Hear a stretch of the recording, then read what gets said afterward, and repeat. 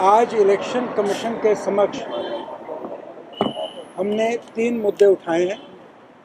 पहला मुद्दा जो बोडोलैंड पीपल्स फ्रंट के कैंडिडेट ने अपनी पार्टी को छोड़कर बीजेपी ज्वाइन किया है, हमारा ये कहना है कि वो डिसएंटाइटल्ड है to be in any way a part of the electoral process, और इसलिए ये आवश्यक है कि या तो बोडोलैंड पार्टी को ये इख्तियार दिया जाए कि वो उनकी जगह नया कैंडिडेट नामजद करें जो उनके उस पार्टी के चुनाव सिंबल पर इलेक्शन लड़े और वोट प्राप्त करे, या फिर उस इलेक्शन को काउंटरमैंड किया जाए।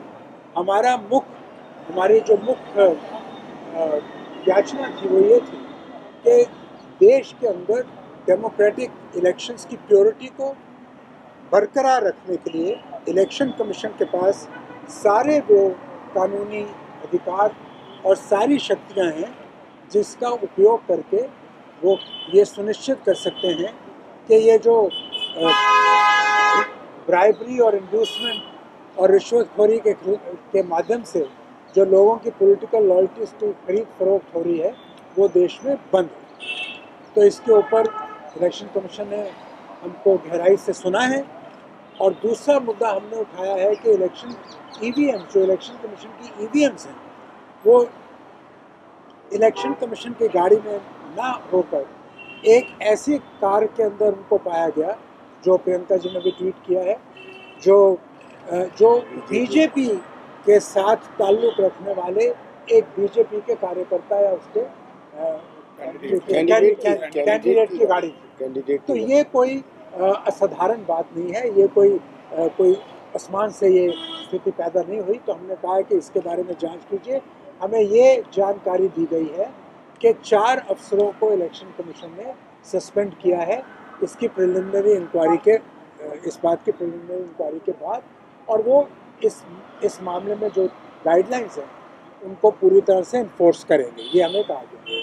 तीसरा मुद्दा जो हमने उठाया वो मुद्दा था जो प्रधानमंत्री जी की तस्वीर जो वैक्सीनेशन पत्र पर आती है, जिसके बारे में पहले ही इलेक्शन कमीशन ने कुछ डायरेक्शंस दी हैं, उन डायरेक्शंस को उन स्टेट्स में भी लागू किया जाए जहां पर अभी चुनाव हो रहे हैं या बाई इलेक्शंस हो रहे हैं।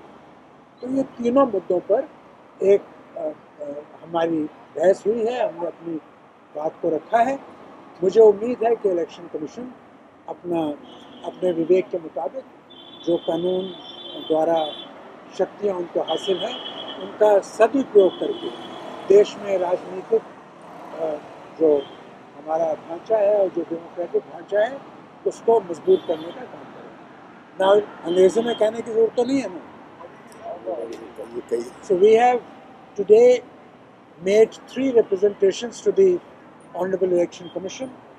The first one pertains to the induced defection through illegal means of the candidate of the Bodo People's Front in Assembly Constituency number 58 in Assam.